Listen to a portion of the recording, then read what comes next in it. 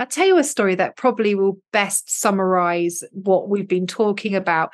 Many years ago, we met a young guy. In my book, I call him Stephen. Right. He's the first story in the book, Turning Tables. But when we met him, he was 10 years old and he was dying of end-stage AIDS with TB, heart failure, and pneumonia. And we got him all of the medical care we could get him.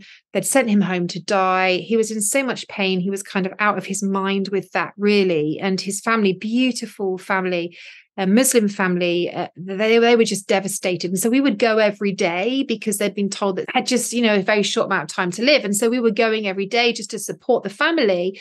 And one day he was so distressed and so out of his mind in pain. When we got to the house, he was screaming and he was smashing his head, like his forehead, against a brick wall to try and get out of the pain that he was in. And he was clawing the skin off of his body, just trying to escape the pain. And his mama was just, she was totally distraught by the whole thing, as you would be watching your son like that. And so she just threw herself down into the dirt because they lived in this little area of the slum. And she just said, "Please pray for me." So we said, well, we absolutely will, but, we'll pray in the name of Jesus. Is that okay? And she's like, yes. And so we begin to pray. And then he sees us praying and he comes over and he says, "What are you doing?" And we're like, "Well, we're praying for you." And he said, "I want to pray, I want to pray." So we said, "Well, all you have to do is just say the name of Jesus," because this poor little kid, he's just a dying little boy.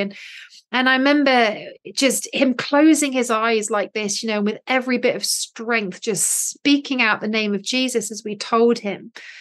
And it was so incredible because the moment he just said the word Yesu, which is Jesus in Luganda, it was like all of the pain, it just left his body in an instant and he became completely still.